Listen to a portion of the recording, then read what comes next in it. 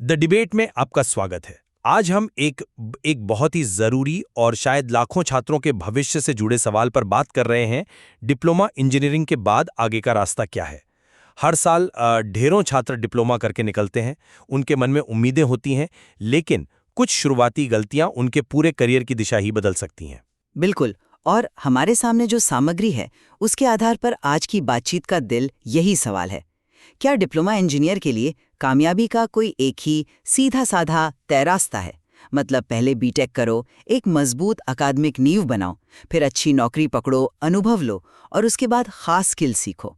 या फिर क्या आज के ज़माने में एक ज़्यादा लचीला रास्ता बेहतर है, जिसमें नौकरी और तजुर्बे को पहली प्राथमिकता दी जाए और पढ़ाई साथ साथ चलती रहे? मेरा मानना है कि एक सदा हुआ एक स्ट्रक्चर्ड रास्ता ही सबसे सुरक्षित और कामयाब है। यानी पहले बीटेक की डिग्री के साथ अपनी अकादमिक नींव को पत्थर की तरह मजबूत करें।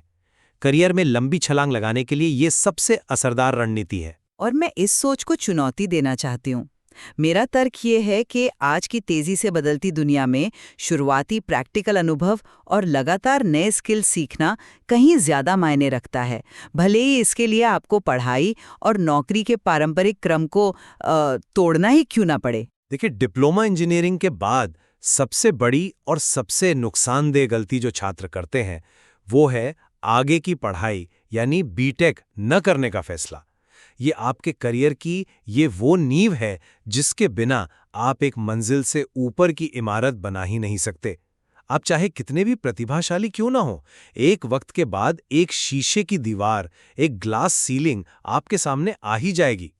आप सोचिए, टाटा मोटर्स, महिंद्रा या एल&टी जैसी बड़ी कंपनियों में मैनेजर या सीनियर इंजीनियर जैसे पदों तक पहुंचना बीटेक के बिना लगभग नामुमकिन है, क्योंकि ये उनकी न्यूनतम योग्यता है।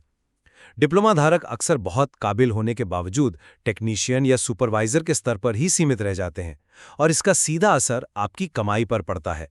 एक बीटेक इंजीनियर जहां करियर की शुरुआत 30 से 50 हजार रुपए महीने से कर सकता है, वहीं एक डिप्लोमा होल्डर को 12 से 18 हजार में ही शुरुआत करनी पड़ती है। इसलिए सबसे समझदारी का और सुरक्षित रास्ता यही है कि डिप्लोमा के तुरंत बाद लैटरल एंट्री के जरिए सीधे बीटेक के दूसरे साल में दाखिला लिया जाए। पहले अपनी पढ़ाई पूरी करें, एक ठोस आधार बनाएं और फिर एक मजबूत शुरुआत के साथ करियर के मैदान में उतरें। मैं आपकी बात की इज्जत करती हूँ, लेकिन मैं इसे एक बिल्कुल अलग नजरिए से देखती हूँ। ये मान लेना कि हर डिप्लोमा छात्र के पास 3 साल और लाखों रुपए बीटेक पर खर्च करने के लिए हैं, ये जमीनी हकीकत से आंखें मूंद लेना है। कई छात्रों के ऊपर परिवार की जिम्मेदारियां होती हैं, उनके लिए तुरंत कमाना एक जरूरत है, कोई शौक नहीं। और वो शुरुआती नौकरी, भले ही वो 12-18 हजार की क्यों ना हो, उन्हें वो बेशकीमती तजुर्बा देती है जो कोई किताब नहीं दे सकती।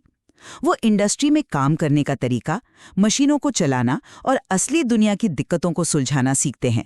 ये वो ज्ञान है जो आपको क्लासरूम में नहीं, फैक्ट्री के फ्लोर पर मिलता है। और इस तजुर्बे की नींव पर एक छात्र इग्नू जैसे मान्यता प्राप्त ओपन विश्वविद्यालयों से या बिट्स पिलानी जैसे संस्थानों के वर्क इंटीग्रेटेड लर्निंग प्रोग्राम के जरिए अपना बीटेक पूरा कर सकता है। इससे वो कमाई भी करता है और पढ़ाई भी। मेरी नज़र में प्राथमिकता डिग्री के क्रम की नहीं, बल्कि लगातार काम के स्किल और अनुभव हासिल करने की होनी चाहिए। 2 साल के तजुर्बे के बाद डिग्री लेने वाला छात्र सिर्फ किताबी ज्ञान वाले छात्र से कहीं ज्यादा काबिल और इंडस्ट्री के लिए तैयार होता है। हाँ, ये बात सुनने में तो अच्छी लगती है कि तुरंत कमाई शुरू हो जाए, लेकिन क्या हम छोटी बाजी जीतकर लंबी रेस हारने का खतरा नहीं उठा रहे हैं? आपने जिस नौकरी के साथ पढ़ाई की बात की, उसमें एक बहुत बड़ी व्यवहारिक दिक्कत है। मान लीजिए कोई छात्र नौकरी के साथ एक रेगुलर बीटेक कॉलेज में दाखिला ले लेता है, जो कि कई छात्र करते हैं। कंपनियां ऐसे साफ साफ धोखाधड़ी मानती हैं और बैकग्राउंड वेरिफिकेशन के वक्त ऐसे प्रोफाइल को तुरंत रिजेक्ट कर देती हैं। आपका पूरा करियर शुरू होने से पहले ही खत्म हो सकता है।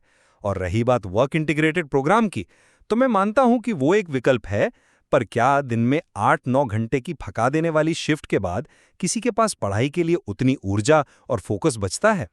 नतीजा ये होता है कि बीटेक में अंक कम आते हैं, और आज ज्यादातर अच्छी कंपनियां, चाहे वो टाटा स्टील हो या बॉश, कम से कम 60% या 65% अंकों की शर्त रखती हैं। तो आप ना तो नौकरी में अपना 100% दे पाते हैं, ना पढ़ाई में। अंत में आप दोनों जगह औसत बनकर रह जाते हैं। आपकी चिंता जायज है, लेकिन आपने सिक्के का सिर्फ एक पहलू देखा। क्या शुरुआती व्यवहारिक अनुभव आपको ये समझने में मदद नहीं करता कि आपको असल में किस चीज़ में महारत हासिल करनी है। कई छात्र सिर्फ चलन देखकर या दोस्तों के कहने पर बीटेक में कोई ब्रांच चुन लेते हैं और बाद में पछताते हैं।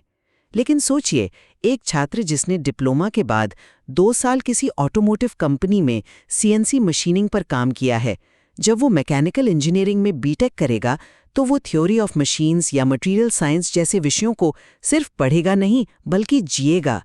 उसे पता होगा कि किताबों में पढ़ाया जा रहा लैडर लॉजिक असल में फैक्ट्री के फ्लोर पर पीएलसी को कैसे कंट्रोल करता है।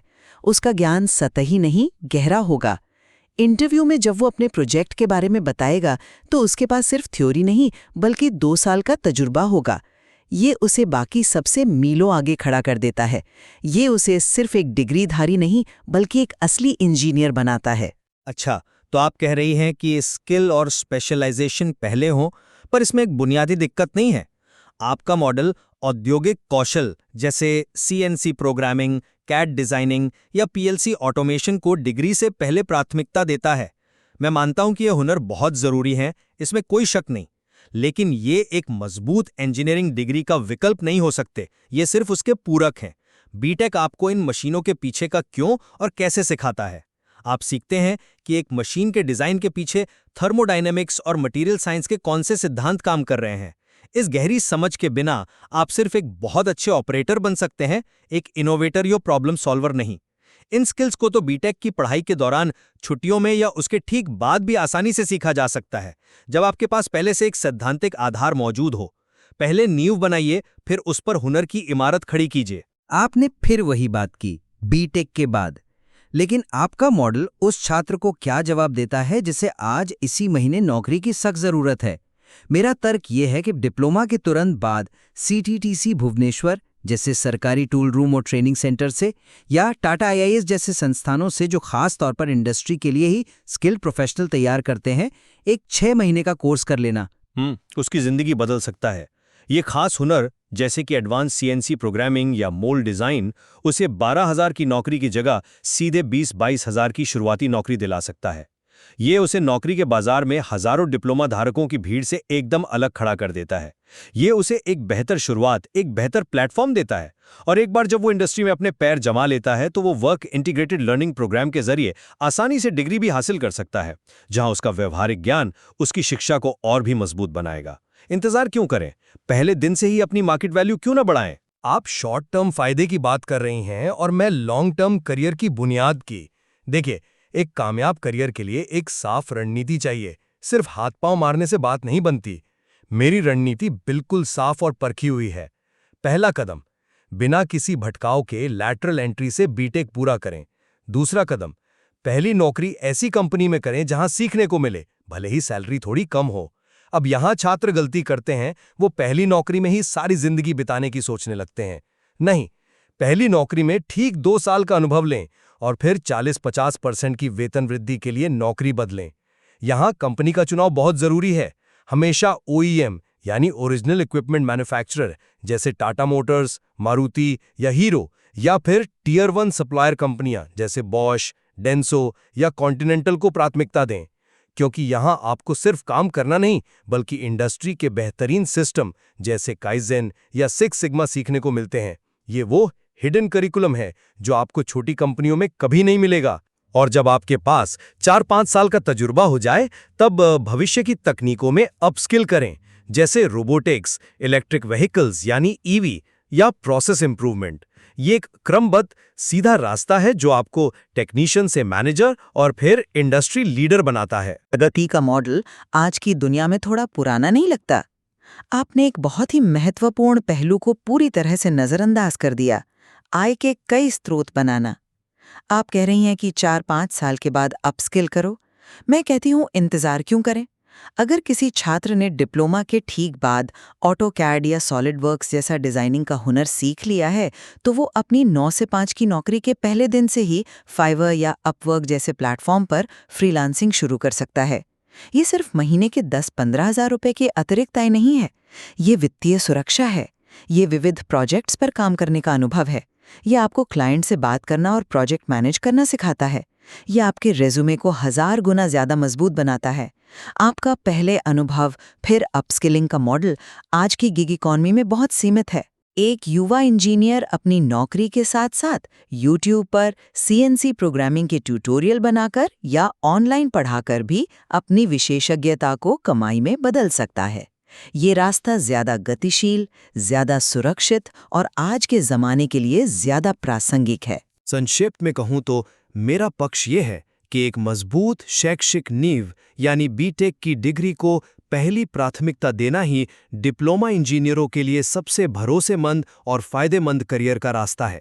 ये आपको सिर्फ एक ऑपरेटर बनने के खतरे से बचाता है, आपके प्रमोशन की सीमाओं को तोड़ता है और आपको इंडस्ट्री में उच्चतम स्तर तक पहुंचने की क्षमता देता है।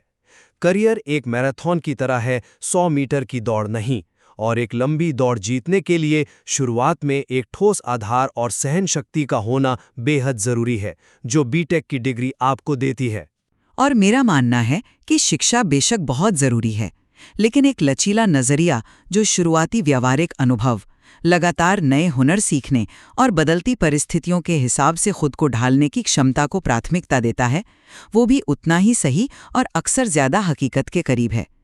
अनुभव और शिक्षा को एक दूसरे का पूरक होना चाहिए, उन्हें एक दूसरे का इंतजार नहीं करना चाहिए। कामयाबी का कोई फिक्स फॉर्मूला नहीं होता, हर किसी को अपना रास्ता खुद बनाना पड़ता है। ये बिल्कुल साफ है कि रास्ता चाहे कोई भी हो, दोनों ही दृष्टिकोणों में एक बात समान है: लगातार सीखते रहना, इंडस्ट्री की ज़रूरतों को समझना और सोच समझकर फैसले लेना। बिल्कुल, चाहे आप पहले डिग्री लें या पहले अनुभव, सामग्री में बताई गई गलतियों से बचना और एक सक्रिय, एक रणनीतिक सोच अपनाना ही कामयाबी की असली कुंजी है।